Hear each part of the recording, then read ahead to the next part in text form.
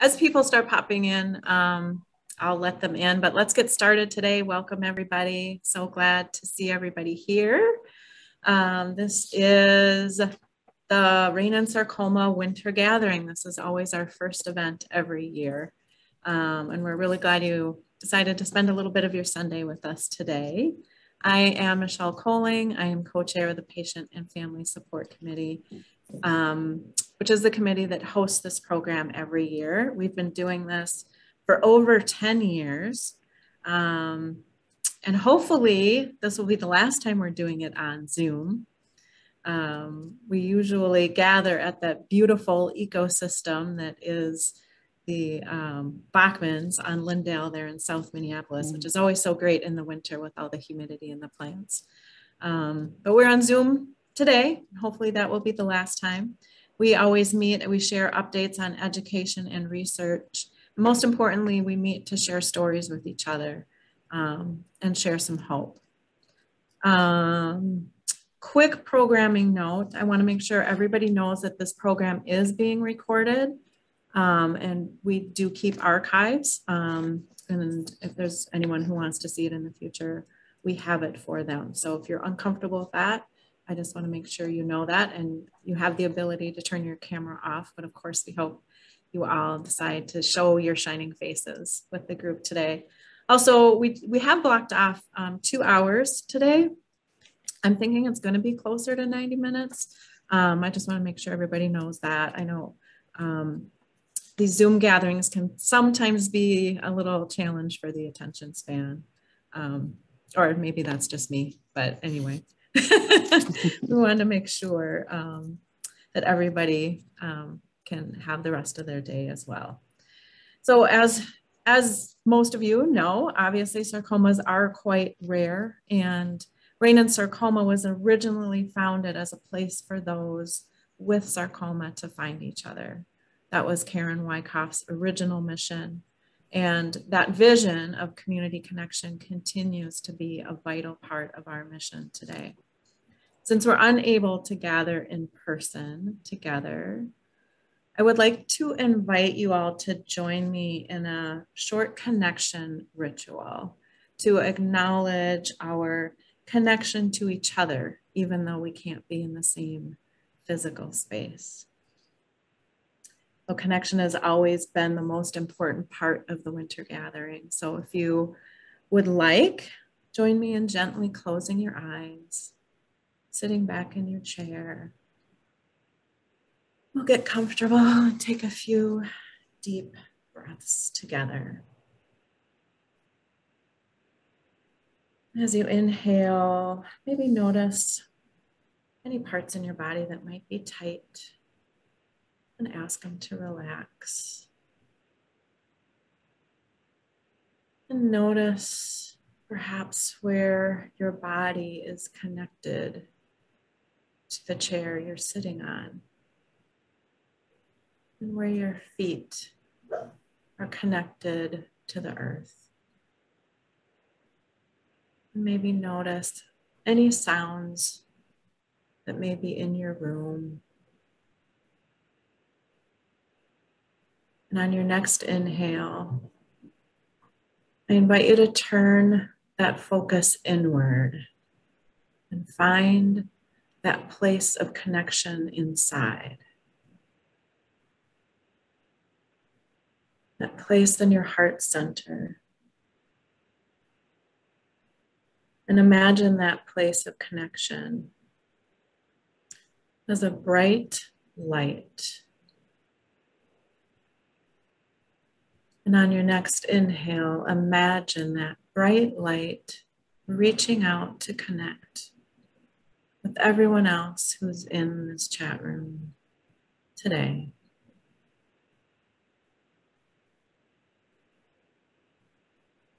Take one last deep breath. And when you feel ready, go ahead and open your eyes. And as you do so, I'm going to light this candle for us as a physical representation of that light connecting us all today. And I'm going to keep this burning throughout the program.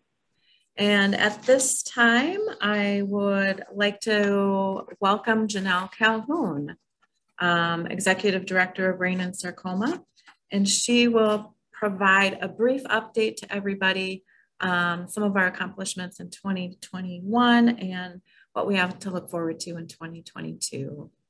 Janelle, take it away. And I've got 10 minutes for the State of the Union. Everybody, thank you so much for making the winter gathering part of your afternoon and being a part of Rein and Sarcoma's time together today.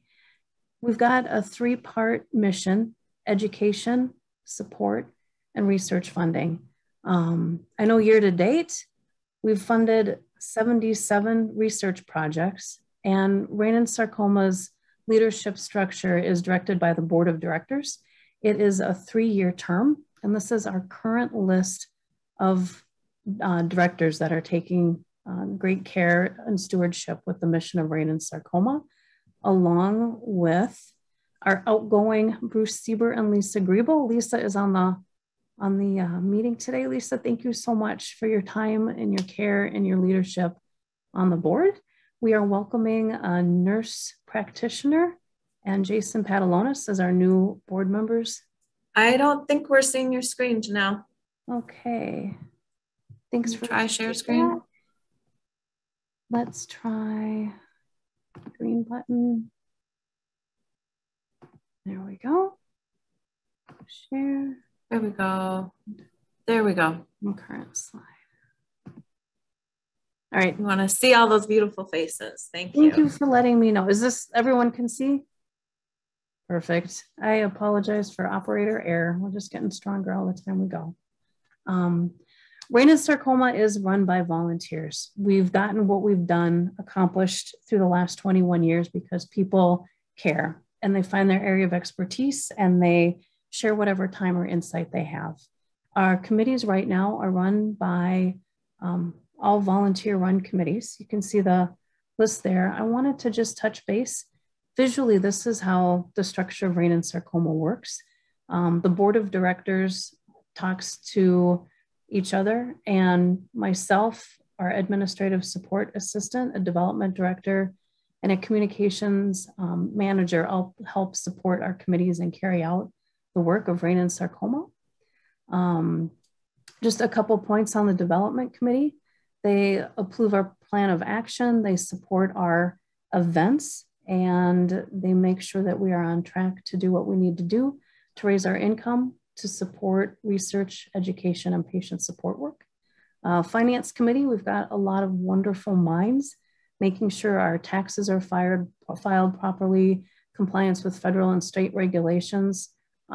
Prior to working with Rein and Sarcoma, I had no idea how much paperwork happens behind the scenes. So we are making sure that our standards are followed appropriately. The Red Flags Education Committee, sometimes we affectionately call them the Red Flags. They find any way possible to educate lay persons, medical professionals. I'd like to highlight Dr. Elsa Keeler is on the call today. She is our new chair of the Red Flags Education Committee as of earlier this month. And patient and family support, a lot of outreach, tote bags, notebooks, training and oversee the one-on-one peer mentor program are just some of the things that happen. They meet every other month and it's a wonderful group to be a part of. PR and marketing is another strong and important component to Rein and Sarcoma. We publish a monthly newsletter that gets emailed. If you log into Rein and Sarcoma's website, upper left-hand corner, you can register to be put on the email address for the newsletter. And it always has a tendency to go into your junk box, but there's a lot of really good information coming through. If you approve Rein and Sarcoma as your one of the welcome addresses, it should go straight into your main page. But this is one of the ways we keep close contact, letting people know what's happening. And we always need people to write stories, or if you yourself have a good, strong story that you'd like to share, please, we would love to have that in our newsletter. It's anything for hope or insider ideas. I know when people go to the Rein and Sarcoma website, the first place they go is to patient stories. And it just keeps us all closer together. We're very fortunate to have incredible staff. This is Katie Engleby. Picture's always worth 1,000 words. You know, you pick up the phone, who is this? Katie's been in nonprofits for over 20 years. And here at Rein and Sarcoma, she's helping with mission growth, the website, newsletter.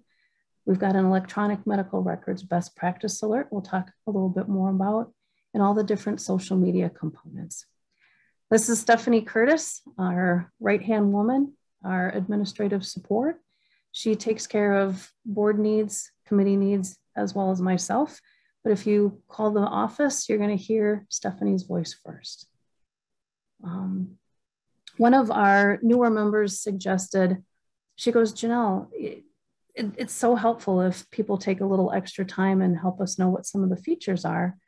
But if you log on to Rein and Sarcoma's webpage, www.reinandsarcoma.org, you're going to see some of these icons, the red box with the arrow, the different dots, but we've got photo albums and we've got educational and event videos. So we've got a YouTube page with over 80 different videos on it. You might find some good insight. You might find some really strong stories that are going to be helpful and meaningful. We are on Twitter, we are on Instagram, and on Facebook. We've also started a regional patient support page. So especially if people have questions about treatments down in Mayo, Hope Lodge at Mayo, University of Minnesota, the Children's Masonic at the U of M, these questions are easily answered through that, and it's patient-led. A young lady by the name of Sarah Ewald, who is a Ewing sarcoma survivor, helps run this page. Again, Red Flags Committee, all the different educational components. I do want to point out this year, they've completely renovated the sarcoma patient education notebook. You can download it for free on the website, or we will mail it to you. But it is a pretty comprehensive resource that we're so incredibly proud of. We've been handing this out since 2007, and the education committee really is instrumental in all that educational outreach. We've got a Jan Modelin Sarcoma Scholars Program, third-year medical students, not just at the University of Minnesota and at Mayo Clinic, but now we've expanded into the Medical College of Wisconsin. And in the fall of 2022, we will have a third-year medical student learning more about sarcoma and advocating about education information with their peers over at the University of Wisconsin-Madison. Very excited about this. The Hallie Ann Brown Educational Initiative is taking electronic medical records to faster, more accurately diagnose sarcoma. It is on a little bit of a hiatus due to COVID, but just to keep on everybody's radar, when we can, we will continue expanding this, but it's embedded in Epic and it's helping primary care faster, more accurately diagnose a lump, bump, or bruise, which could be sarcoma. Patient and family support, there's an image of the sarcoma patient guidebook, and the very, very bottom right here is the Facebook address for asking different questions for the state of Minnesota about some of the doctors and systems here. So there's a lot that patient and family support does. The second Tuesday of the month at 10 a.m., we've got a virtual patient gathering now over Zoom. Vicki, bottom right-hand side, she leads this wonderful group, and it's here for all patients. If patients want to bring a caregiver with, that's absolutely wonderful too. But we always know just being able to talk and share with each other, it's so important to have that support while going through a sarcoma diagnosis in the years ahead. We are also incredibly proud as a community. Year to date, there have been 77 research grants funded since 2004. It keeps pushing the needle for understanding and learning. There's some therapies that are getting worked on to improve, but we couldn't do this without our whole entire community working together. And we're going to bring 2019, 2020 researchers together this spring to share their ideas, kind of be an incubator of different thoughts. And they're also going to be bringing in grad school students. So we're working to train the next generations of sarcoma experts and leaders. A little bit later in February, we will announce via the newsletter who received the $50,000 grant at the University of Minnesota. And another strong component of Rein and Sarcoma are our named funds. We've got approximately 37 families who believe in the mission of Rein and Sarcoma, and they've made a commitment to help us fund the work that we do every year. If you've got questions, please call the office, 763-205-1467. We'd love to talk to you a little bit more about name funds, name fund families, and the impact that they have to carry out the work of Rein and Sarcoma together. This year, if you're feeling up to it, or if you'd love to come down and cheer people on, we are doing a Ninja Warrior obstacle course. The funds raised are going to benefit the research happening at the Mayo Clinic in Rochester, Minnesota. We've got 2 name fund families that are really involved with the brewery called the Little Thistle down in Rochester. And I'll just perk your interest. Do a little Google search on Legends Beer. There's a really heartwarming story behind it. And ninjaanywhere.com, Rein and Sarcoma, you can sign up. 17 years and older is $40 to run. If you've got kids, 17 and under are $10. We strongly encourage everyone getting together. It's going to be on a Saturday afternoon in May, and hopefully we'll have a phenomenal day together. And our goal this year is to safely hold the party in the park on Monday, July 25th. You know, we'll kind of keep things up to date via the newsletter with everyone, but there's 2 components. The first component is just a picnic for patients and families. It's a good opportunity for other sarcoma patients to meet each other and talk. And the second half is open to everyone. It's games, it's inflatables. We rented the full 40 acres in front of the 2 pavilions this year, so we're going to be socially distanced, and please join us. But write down in your calendar the 25th of July. If you're interested or you like planning for any events, we need you. We need your energy. Please help us put this together. And it's kind of starting from right now, even silent auction items. If you make things, if you've got a friend, if you want to donate time, we're always very open and grateful to receive any items for the wonderful Rein and Sarcoma silent auction. It's a win-win. It helps fund our work, but it also wonderful birthday presents, holiday presents, things of that nature.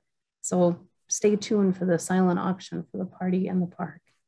So kind of in a nutshell, we've got a lot of year-round opportunities to come help Rein and Sarcoma stronger with your time, talents, and treasures. And some great things are coming up here in the hopper. Which brings us to our main event. And I think I am going to take a step back and allow, I believe, Lisa Grebel. Mm-hmm. Yes. Lisa, are you able to unmute? I am. Thanks, you guys. Hi, everyone. Welcome to the 2022 Rein and Sarcoma Winter Gathering. We are just so glad to see everybody here. And as Michelle mentioned earlier, we look forward to seeing you in person, hopefully, next year. My name is Lisa Grebel, and I am a 16-year fibrosarcoma survivor and a longtime volunteer with Rein and Sarcoma. And I am really honored today to be introducing today's guest speaker. Sue Stanek is a longtime personal friend, colleague, and a longtime supporter of Rein and Sarcoma. As founder of Inspiring Results, she has 30 plus years of successful business experience. And the little known secret is that she started it when she was 12. Sue is currently a leadership development consultant and a speaker, and she focuses primarily in the area of personal leadership and mentoring. She has received numerous awards, including Consultant of the Year from the McGraw-Hill Companies, and most recently, the 2021 University of Minnesota Distinguished Alumni Award. That's so very cool, Sue. I'm really proud of you. And just on a personal note, what I really appreciate about Sue is it's really her ability to be able to turn her own life experiences into lessons learned. And then she's able to share those lessons by way of practical application with others. This is really an extraordinary gift that she has, and one that I know you will benefit from this afternoon. So with that, I am honored to introduce you to my dear friend, Sue Stanek. Sue? Great. Thank you so much, Lisa. I appreciate that. It's like, gee, I'd like to meet this woman that you just talked about. You all will be the judge of this in the next few minutes of us connecting with each other. What I want to share with you is, I've titled it The Art of the Swerve, Stronger Because of Challenging Times. And as we met in our breakout groups, I realized any one of you could give this presentation. You all have as much experience as I do and more, and I'll tell you a little bit about it. But as we continue to move through life, I believe what we've learned on our journeys with cancer can be transferred in ways that make our life better and make other people's lives better. And that's what I'd like to share with you this afternoon. So I'm going to, spoiler alert, is at the end of my portion, I'm going to ask each of you what clicked that you don't want to forget. There's something in there, there's a nugget for each of you. Maybe it's a reminder of something you knew, a reinforcement, a new way of looking at something, something you want to share with somebody else. And I'll ask you then at the end to put that in the chat. And if a few people are so willing to share what they put in chat with a little bit more color commentary, to share with us verbally, but I will leave that up to you. So your job while I present is to be thinking about where's the nugget for me that made it worth my time to take time out of my Sunday afternoon to get a little bit refueled for as we all face the rest of our winter and life ahead with the other swerves that will come along our path. So with that, I found out something that I didn't know before. This is the Chinese symbol for crisis. It has two characters. And so what do those two characters mean? The Chinese characters represent both danger and opportunity. And I don't know about you, but when my crisis came up within my family, which I'll share with you in a moment, all I saw was danger. And as we absorbed the reality, we realized that there was, in fact, an opportunity within the crisis. And that also aligns with Western research that's been done. There's a book out called The Happiness Advantage by Shawn Achor, and he is also an amazing TED speaker. So if you want to jot that down for an inspiring TED Talk, Shawn Achor. And what he did was he looked at people who'd gone through traumatic situations and looked for the outliers, the ones that didn't follow the general path, but had actually excelled because of a traumatic situation. So rather than post-traumatic Ph.D., which is certainly valid and a part of a process, who in fact was able to turn that into a bump that created growth that they wouldn't have had otherwise. He called it adversarial growth. In other words, how do we become better because of that which we've gone through? And if I could see all of your heads right now, I'd see them nodding, going, yes, tell me, or yes, I've experienced that. And so with it, what I want to do is share with you a little bit more about what Shawn Achor said about this, and then how it integrated into my own experience. So this whole idea of, okay, if it's adversarial growth, that sounds good, but what does it mean? Shawn Achor's research really revealed there's 6 specific ways Our lives can be better because of what we've gone through or our loved ones have gone through. First, we can become stronger in our spirituality. Second, we can become more compassionate.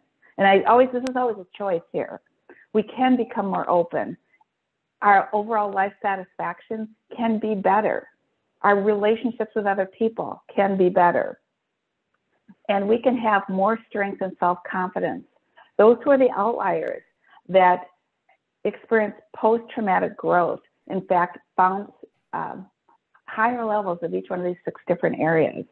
So as I read that, I'm like, that makes sense to me. In fact, that has been my experience, not right away, but over time. And so what I realized is, in the story I'm going to tell you, there are 5 tools that have helped me realize this and make it happen. And that's a bit about what I want to share with you. So enough about referring to my story. Let me share with you what my story is. I'm going to go forward here. This is a picture of my husband and myself. This was taken 5 years and 3 months ago.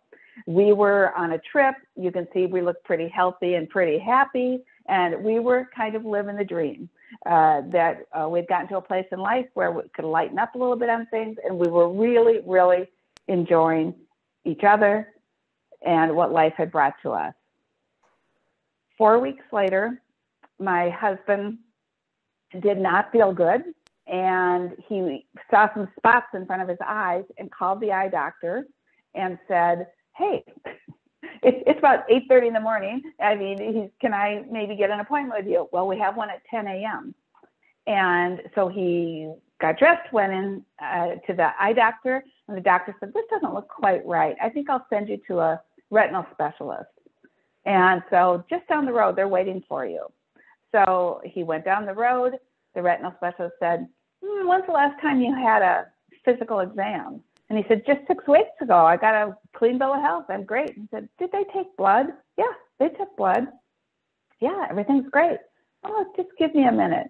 They left the room, came back in, and said, I just talked to your primary care clinic, and we just want to run some more blood tests on you. So you can just, if you'll just go on over to the clinic, they'll take some blood.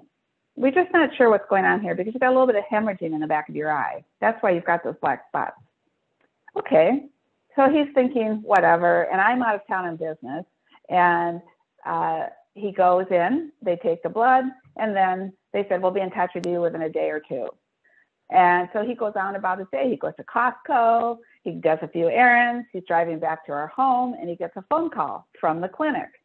And they said, hey, we saw some things that we think require more testing, and we'd like you to get some more tests.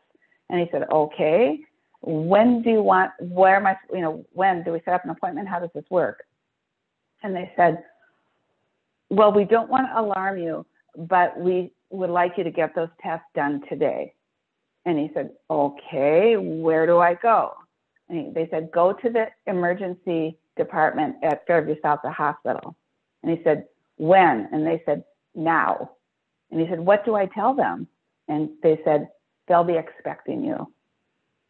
Well, he arrived at Fairview South Hospital, and he did not leave there for 55 days. This happens to be a picture a little bit later on, but let me tell you, when you have 5 doctors looking at you, it's never, although we all like a little attention from the docs, this was way too much and not a good, we knew it wasn't a good thing. He was diagnosed with acute myeloid leukemia. AML, for short, is a very, very aggressive cancer. We were told that had he not been tested and come into the hospital, he would have died within a few weeks. Even after having been diagnosed and them giving him heavy-duty chemo, which was so heavy-duty, he had to be in the hospital for 55 days, there was not a great chance that he would make it, and he would require a bone marrow transplant in order to make it. I'm going to try and make a long story very short. He did get into remission after 55 days in the hospital, and while we were then hoping to move him on to a bone marrow transplant, he went out of remission. He was in chemo for outpatient chemo for 3 more months. So now we were into this whole journey about 6 months, and he just couldn't get back into remission. And they said the they weren't sure what the next step was, except they had heard about a clinical trial in Houston, Texas. And so for the next 6 months, he participated in a trial where he flew back and forth 18 times to Houston, and he was able to get into remission. In the meantime, one of his brothers was a match for a bone marrow transplant. And there's many, many stories involving ambulances and snowstorms and false starts, but that's a story for another day. He did eventually, as I mentioned, get into remission. We were told it could be very short time frame, so he needed to we needed to pack our bags and move to Rochester, Minnesota for 100 days, where he would have a bone marrow transplant. Now, there's a few scary statistics in there. What we found out is that less than 20% of AML patients make it 5 years. We just had his 5th year in December. Those who got on the clinical trial drug, it only works on 30%. The chance of surviving a bone marrow transplant are just a little bit better than 50%, and the list goes on. So I'm delighted to say that at this point, he is with us. And what I find out is you don't graduate from this, you integrate it into your life, and that he is experiencing complications right now. But we're grateful and believe that our job is to give other people hope no matter what the outcome is. How do you travel this journey when it truly, in a sense, changes your life forever? So that's, as we thought about this, we thought, well, people have said, how did you handle this? How did you go through this? And what about for other people that go through very, very difficult times in their life? We started thinking about it, and we thought, did we have a choice? And someone said to us, you did have a choice. It may have been intuitive to you, but you did have a choice. So how do you handle this kind of journey?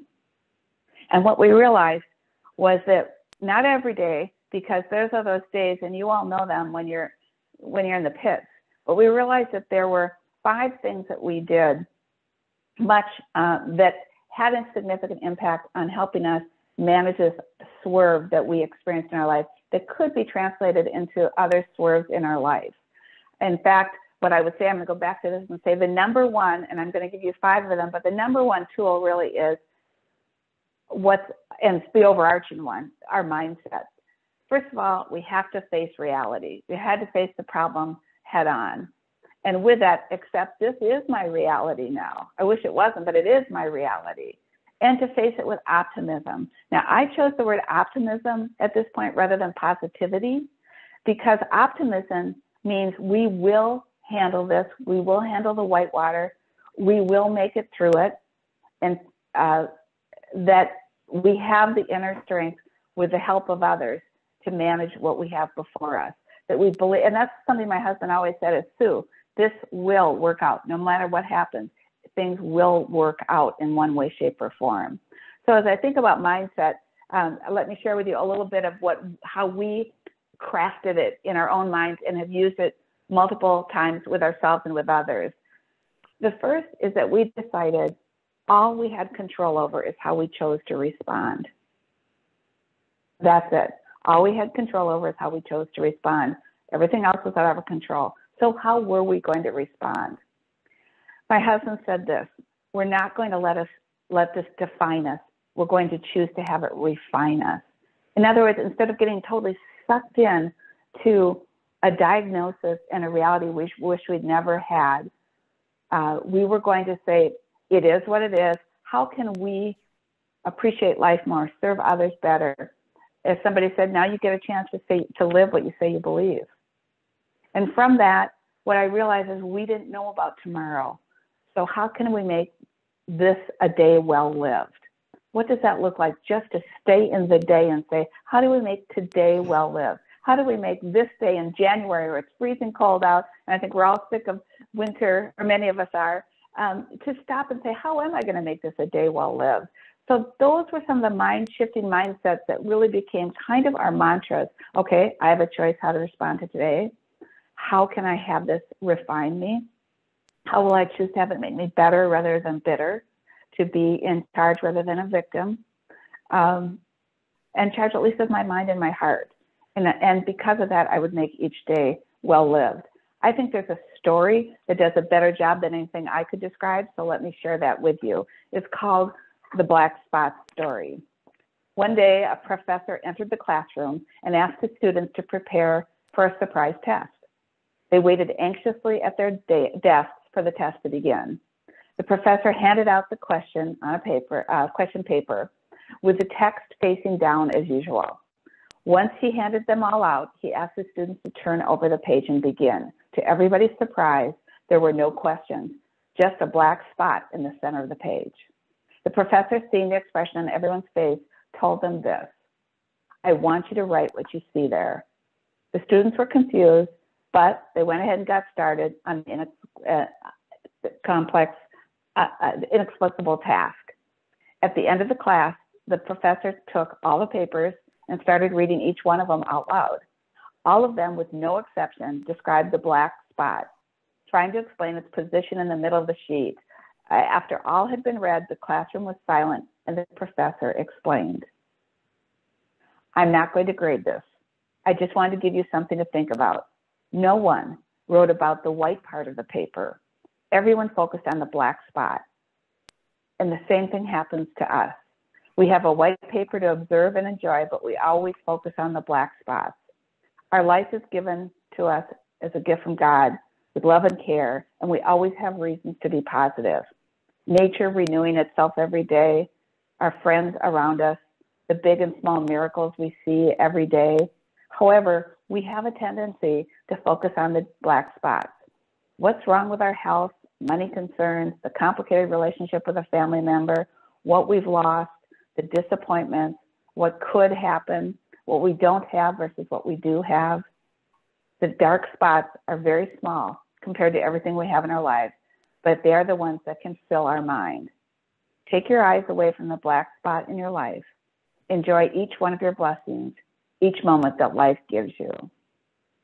You know, I just love that story because it doesn't say take away the black spot, but it says don't let it consume you. In fact, the dear friend that shared that story with us in the middle of our cancer journey was a friend who had pancreatic cancer. And she has since passed and earned her wings. When I was talking with her husband several months after she passed, I asked him how he was doing. And you know what he said? I'm down, but I don't think I'm depressed because I can still see a little bit of the white edge. So he acknowledged he was close to that dark spot. Of course, that makes sense while you process it, but not to stay there and to look for those edges, which as time heals and we integrate this unexpected change into our life, we see more and more of the white space around us. This is how it showed up in our life. When my husband got into the hospital, pretty soon after that, I went to the office supply store and I bought one of those big erasable monthly calendars, and I put it up on the wall in his hospital room. And I said, let's write down every day, what were the pluses? What was a blessing for you today? What was something good? And we began to write them down each day. And they could be things like neighbors brought over my favorite candy bar, or it could have been received a card from someone I didn't expect, or it could have been the nurse spent more time with me than she needed to. Whatever it might have been, we would write down on this calendar, and I thought, I'll just erase it and do it over. And I went, wait a minute. Why erase it? Why forget all those blessings, those positive things that have happened? Why not collect them? This is a picture of my husband's office at home. And since that time, he has collected and continued on his what's right with today, what's the white space in my life. And that is why I say that it really, number two, it's the mindset, but then number two is a way that we can manage the art of the swerve is to daily acknowledge what's going on in your life that's good. And so each one of these surround his office as a way to remind him as he continues with what went right today? What was positive in my life today? And you'll notice I haven't used the word gratitude. That's just a thing in my life. The word gratitude has been used so much that sometimes I think it loses a little bit of its power for me. So that's why I refer to it as the pluses. It can be gratitudes I have. It can be joys, what brings joy to my life. But I'm talking about just pausing for that moment and say, you know what was in that white space today? And I have a smaller calendar. You can see a picture of it here. And I just asked myself, what was a plus in my day? Now, I happen to have three frequent ones here. We have a 10-month-old granddaughter, and our daughter sent us a picture of her. It made me smile. We had pizza last night, and it just really hit the spot. And I got a kind text from a neighbor the other day that said, I know your journey isn't over. I just wanted you to know I'm thinking about you. It's just pausing to say, where's that white space in my life? So I'm not focusing just on what I don't have, but by what I do have. So number one is a mindset. Number two, I would say another tool that I've valued is looking at what the pluses are in each one of the days. And sometimes for us, it was just that we had caring professionals and we were grateful for living in a place that gave us access to them. The next one I want to mention is I want to challenge each one of you and me to stay connected with our BBOs. And those are, who are the people in our lives that we are better because of? It is, our time is limited, and my mother had a phrase which I loved when I was a little girl. She said, Susan, you take on the flavor that you're marinated in. So who do I choose to be marinated in? Who am I better because of? Early on in our journey, I had a friend call me from out of state, and she goes, Sue, you know what I was just reading? And I said, unless it's positive, I don't want to hear it right now. She said, okay. I mean, I had to stop it at that point because that was not going to be helpful for me at that moment in my journey. In fact, quite honestly, we chose not to look at any of the scary statistics, which was right for us. You know, that's our journey, not everybody's. So who am I focusing in on to fill my tank, to be marinated with? And there's two types of BBOs. There are friends and our colleagues, and there are the mentors in our life. And certainly they can overlap as well. Friends and colleagues, when I think of my BBO friends, the phrase I like is, I like me best when I'm with you. You bring out the best in me. We gossip less, we laugh more, we think of possibilities, where there's a synergy between us. And I really think you like me, and I like you. Lisa is one of those people in my life. I like me best when I'm with you. And then there are those mentors in our life, which is those people, I want to be better because of you. And when I said they cross over, Lisa is one of those people in my life too. I think many of you, if not all of you, know Lisa, and she is the model of sharing and giving in ways that I wouldn't have ever thought of. That's what mentors are. See, I taught mentoring for many years, and I say, you know you have a mentor with you when you say to yourself, I hadn't thought of it that way before. I hadn't looked at it that way before. So the next, a tool that we have to manage the art of the swerve is to fill our time with people that make us better, because I'm best with them and I'm better with them. So I want you to be thinking about, who are those BBO friends in your life? The fourth tool I want to share with you is, it is so important for us to get outside ourselves, especially when we're in the, well, actually it's important all the time, but it's very easy to be into yourself when you've got a crisis going on, a very difficult diagnosis, a very difficult outcome.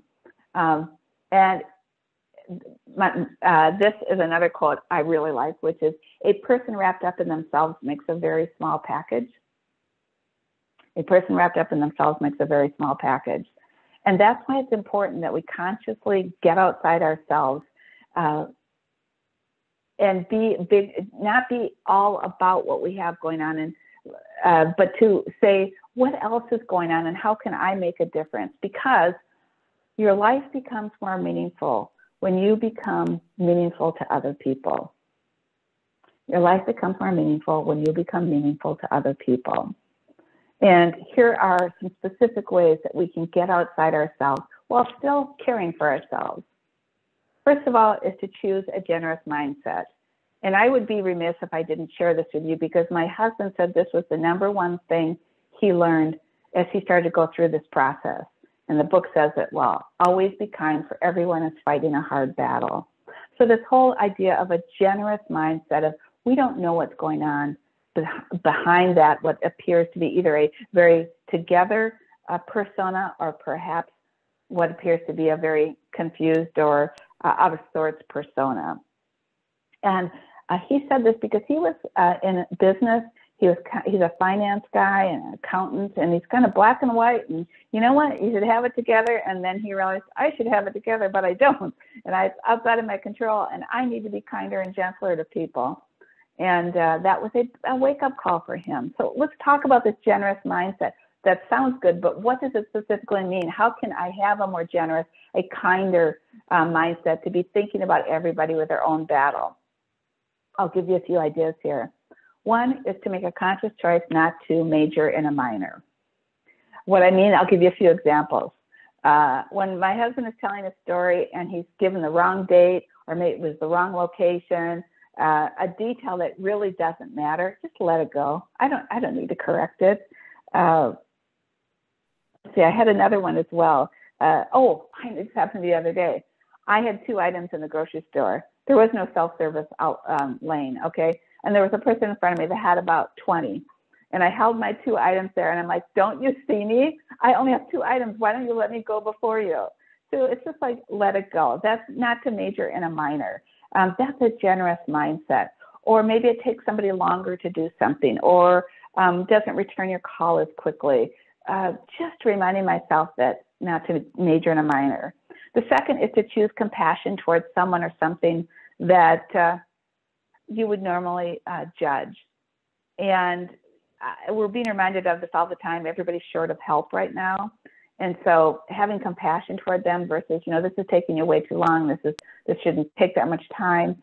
This idea of, you know what, I need to chill out a little bit. So a generous mindset to make it a day well lived, to be managing the art of the swerve, is to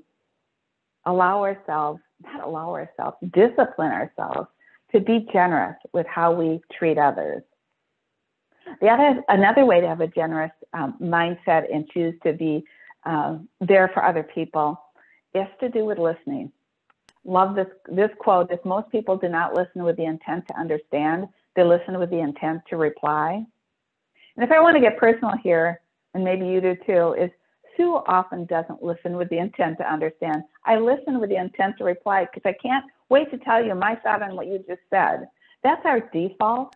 If you want to have a generous mindset, you do what I'd call generous listening, more intentional listening. There's a quote: we have a tendency, especially when others are in pain, to try to relate because that feels like empathy, but it's not. They don't need advice, they need a witness. Each one of us, didn't you need a witness when you were in the middle, and then maybe currently with what's going on with you? Somebody else says, I hear you, I see you, I sense what you're going through. Tell me more. And Celeste Headley happens to be an excellent TED speaker on listening, and this is a quote from her TED presentation. I want to give you a challenging tool, or at least it's challenging for me, to be a generous listener, and it has to do with giving people a supportive response first, instead of a shift to me response. Let me explain to you what I mean. Somebody tells you a story. Somebody tells you something's going on. Perhaps it was even in your small breakout groups.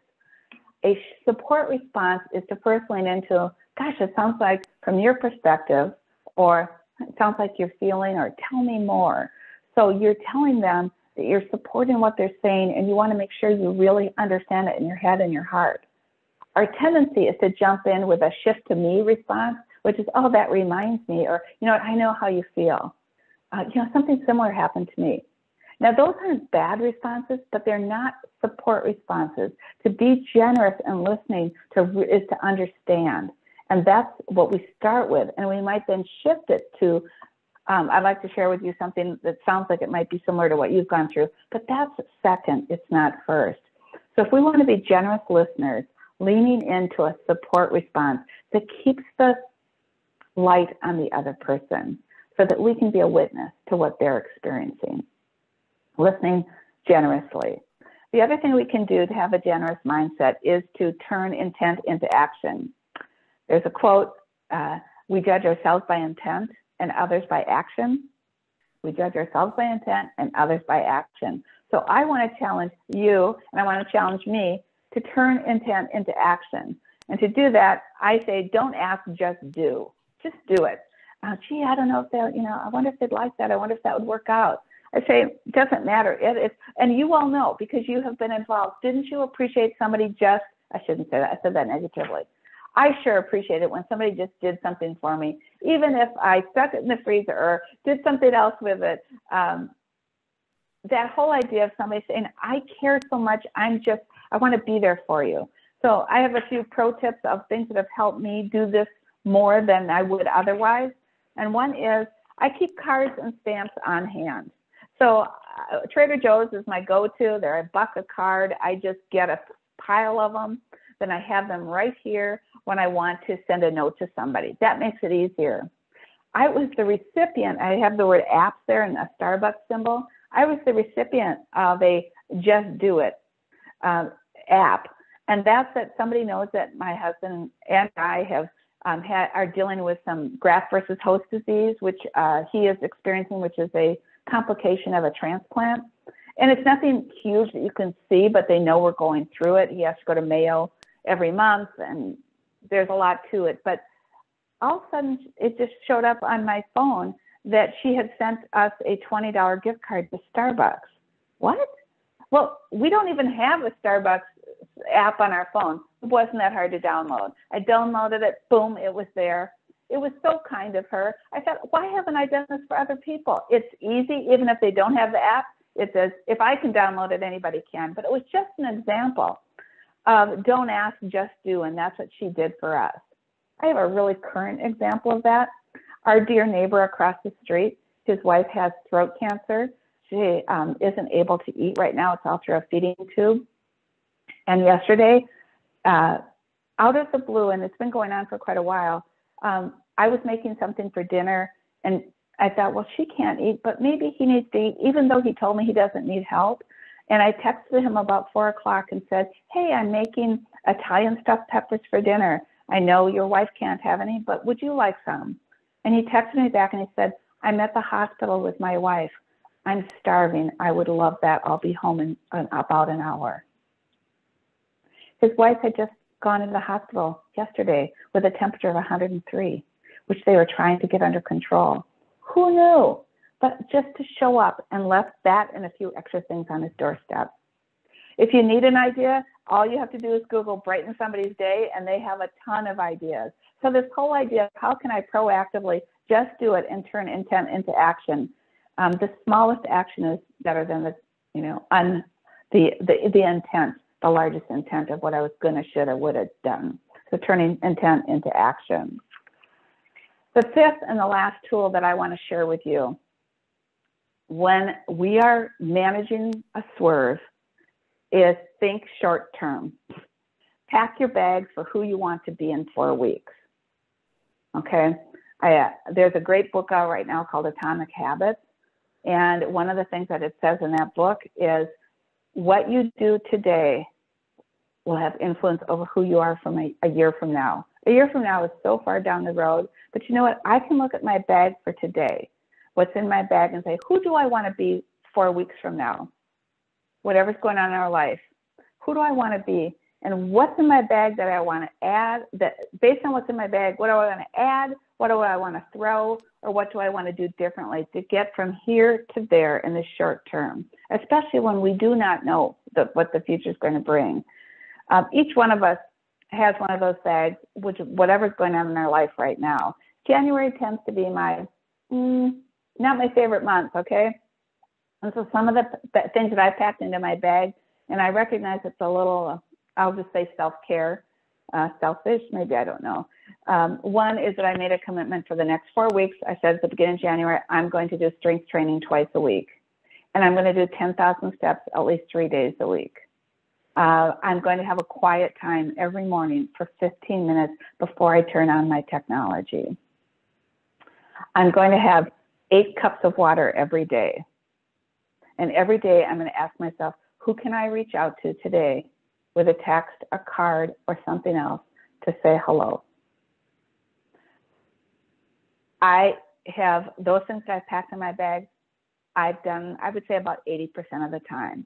But it was because I stopped and said, who do I want to be 4 weeks from now? Instead of it just being another January, I wanted it to be a new January and a new bag packed. And as a result, being closer to being the person that I want to be. So as I think about how we've gone through our journey and how to apply it to life, those are five of the tips that I would share with you, and I'll repeat those. One is when we go through a swerve, have an optimistic mindset. We can and will get through this.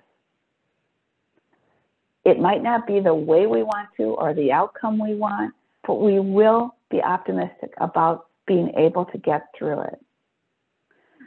Second is to daily acknowledge your pluses. Remember that white space, not just the black spot, but what do I have to be thankful for today? Third is stay connected with your BBOs, your Better Because of friends and mentors. They will infuse you with energy and they will fuel your tank. And my advanced question is, who are you a BBO for that you can reach out to? You might feel like you're one person in another's life, but you may be the person in another person's life. Fourth is get outside yourself. Be a gift of generosity to others in your mindset and in your actions. Just do it. And last is to think a little bit short term. Pack your bags for who you want to be in the next 4 weeks. How do you step into that so that you can make it a month well lived and ultimately a day well lived? And that has become the mantra for my husband and myself, is how do we make each day well lived? Because when you do that, when you focus on how I'm going to make a day well lived, you put those together and you have a life well lived. Life is about showing up. And I'd say showing up about 80% of the time is a life very well lived. We need to have the dips in our life, but we don't need to stay there. Both my husband and I say, we are better because this happened to Stan and to our family.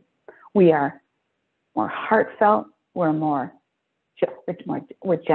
intentional. We are better because of.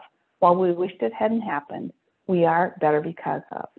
And for that, I'm grateful that, I'm not grateful it entered our life. I'm grateful for what we chose to have it do to our lives. And that is a little bit about how we have managed and continue to manage the art of the swerve. And with that, I'd like to come back to you. What I mentioned at the beginning of my presentation is, what clicked for you in this presentation that you don't want to forget? Something that either affirmed the journey you're on, something you want to share with somebody else, maybe it was something new. And if you'll put that in the chat, we'll have a chance to share with each other what clicked for you in what I just shared.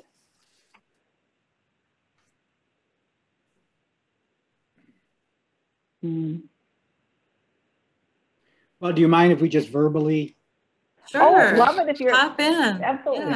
Yeah. This is Alan Swartz.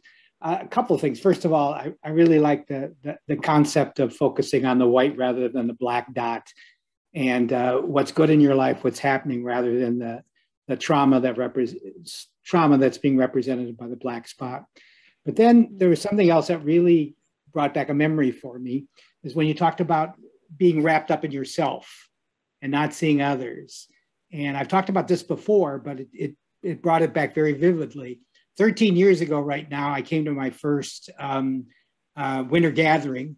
I sat at a table with Lisa Grebel. She introduced me to Pete and Sue Wyckoff, and I was feeling awfully sorry for myself.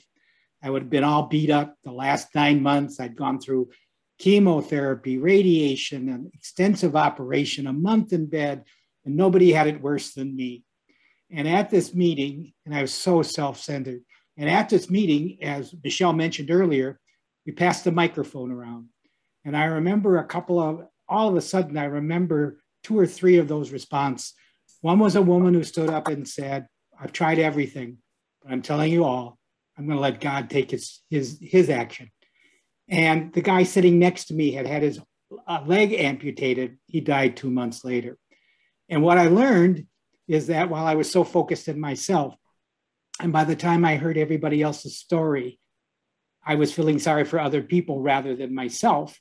And I've said this before too, there's an adage in the Old Testament that when 10 people sit around a campfire and they throw their troubles in. When they hear the other 9, they take theirs back. And that's an important lesson about being wrapped up in yourself and forgetting that other people could have, most of the time, other people have it worse than you do. Yeah, it's so true. I thank you for sharing that. It's the thing that struck me of what you just said as well is that when I'm wrapped up in myself, I don't necessarily see it. Actually, other people see it before I do. It's just my reality until I have that chance to get put on a wide angle lens through other people that say, oh, wow. Yeah. Oh, thank you for sharing. How about anybody, either via text or I'd love verbally, I think everybody would love that if somebody would share a little bit of whatever's on your mind with regard to what we've just covered or your story. I can have something to share. I like how you said you don't graduate from cancer, you integrate it into your life. And there's like a grieving that takes place when you have a diagnosis and just how much your life changes. So I've just kind of been embracing the grieving process. I'm working with a trauma therapist to kind of go through all of that. So, and I think that's wise to do rather than just deny it. Like, oh yeah, everything's fine. It's not. You're grieving the losses of how your life has changed. But on the other hand, I also like to view it as, since I'm integrating this into my life now, I get to eat healthier. I get to sleep longer. I get to do these holistic therapies. So I'm trying to view it as, you know, I'm still here. I'm blessed to be here, and I still have an opportunity to live a well life, despite the scary diagnosis, despite the grieving with it.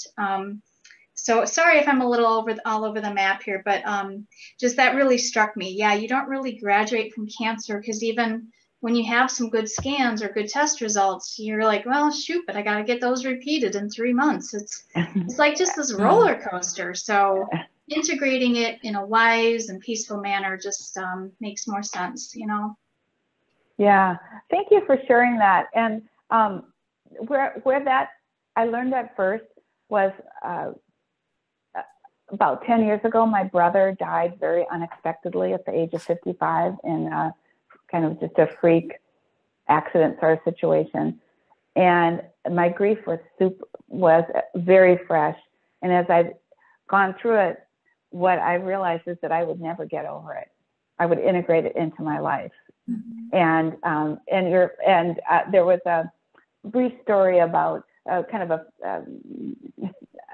was a story about looking at it as when you break the metaphor was when you break your ankle and you dance, you don't dance as easily and freely as went before you broke your ankle, but you dance with a new authenticity, with a little bit of a limp, but with a more authentic dance. And that's what I thought about is, yes, I will always dance differently, because in a sense for me, the fairy tale is over. You know, things happen and things, but I have the chance to integrate it into my life. So to me, that helped me accept it and understand that I had some power in that. I had some choice in that part, since I didn't have a choice into whether or not cancer was a part of our lives.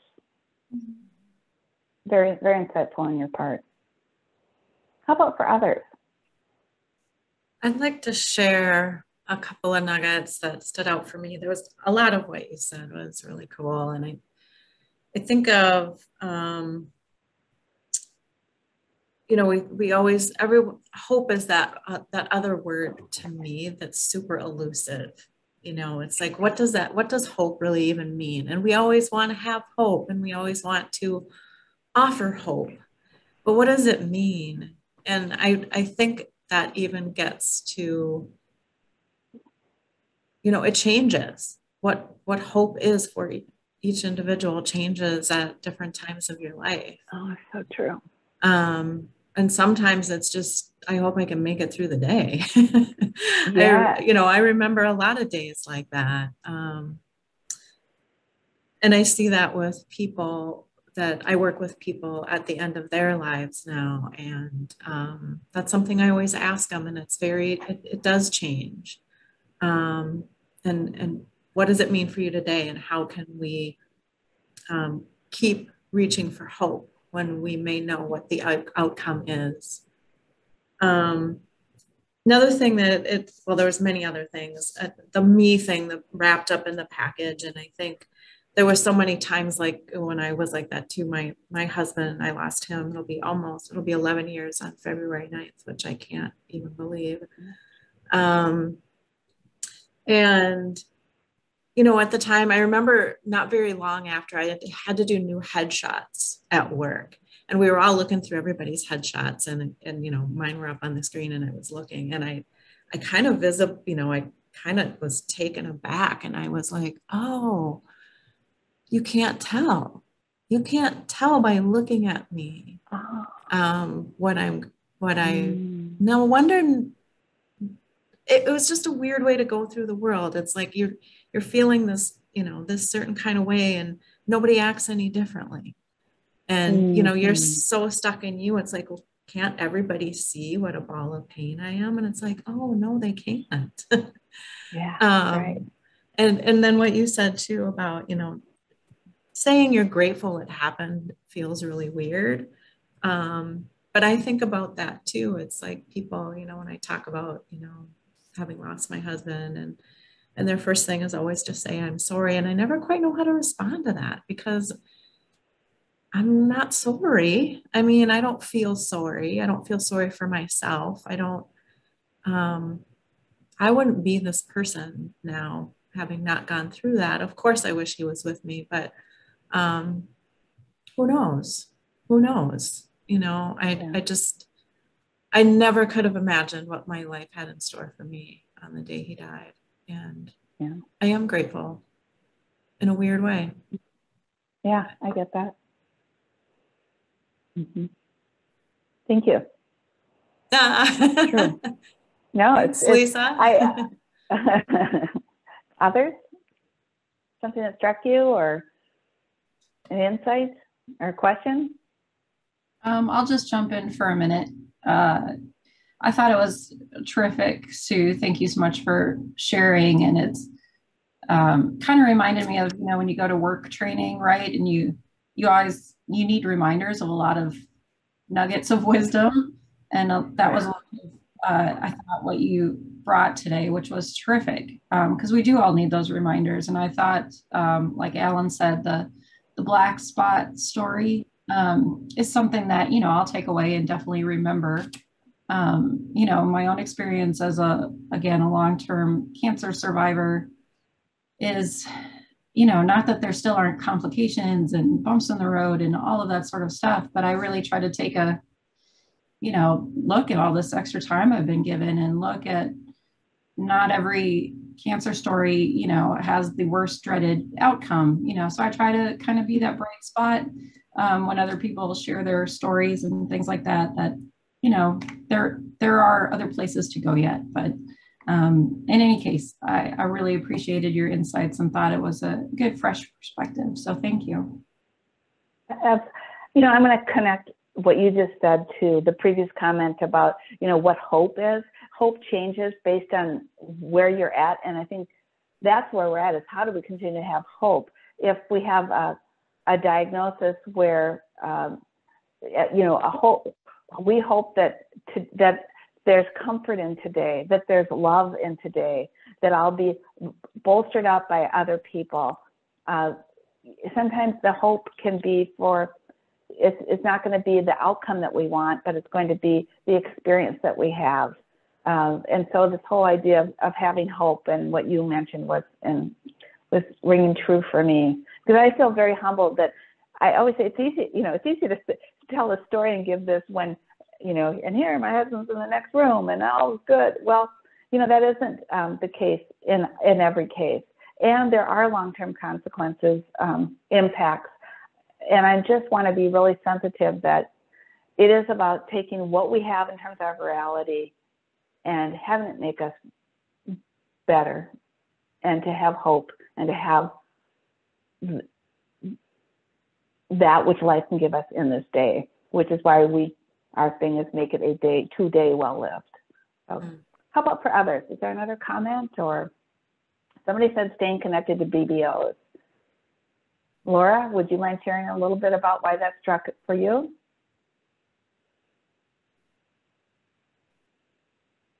You might need to take yourself off mute. For me, the reason I think that struck me most was that as you go through things, people come closer and they fall away. And pretty quickly you figure out, you know, who can be there for you. And I just didn't make a judgment about the people that fell away because they had their own reasons for that. But it makes you extra grateful for the ones who can come closer. But then as time has gone on, I've just thought a lot about who do you want to spend your time with? And that's kind of part of that. Also, who do you want to be in 4 weeks? If you're spending your time with the people who are better because of you and who you're better because of, you're going to be closer to getting to that 4-week goal. So yeah, really good point. I like the way it's such a nice, succinct way of thinking about it. Yes, got it. Yes. And I think everybody's head is probably nodding about those that come close. And then you have those people that have come close to you that you would never have expected. And then you have those people you expected to come close to you that aren't. And I think the growth step for me continues to be less judgmental about those who didn't match my expectations. Mm-hmm. I still work on that. Mm-hmm. Janelle said, BDOs resonates an uplift to keep positive energy and support growing. Absolutely. Mm-hmm. There's another quote I love, which is, when's the best time to plant a tree? 20 years ago. Mm-hmm. And so as we continue to focus on those people that make us better, then they're in place for when we need them. And that's not the reason we did it, but it is a lovely outcome of support when it's needed. That's beautiful. I think too, one other thing is that going back to that box, because it does, when this thing happens, it is so consuming. Yeah. And to get back, you know, no matter what our journey is, no matter where we are in it, we're always more than that one thing. And to not let, it's hard not to let it consume you. Your whole life changes, but you talked about that integration, you know, it does kind of integrate over time, but we're more than that one thing.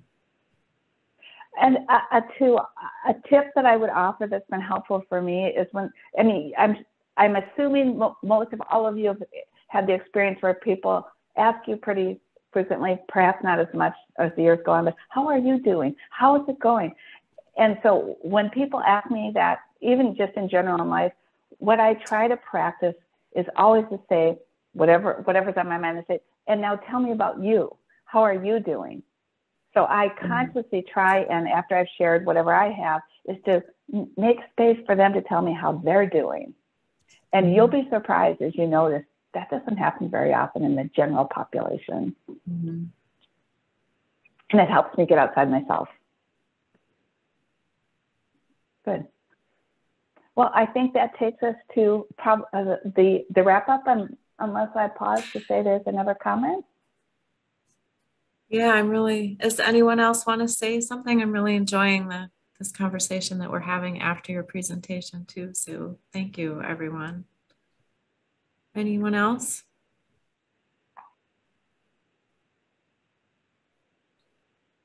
Well, I would just like to say thank you all for being here. It was great to be in community with everybody.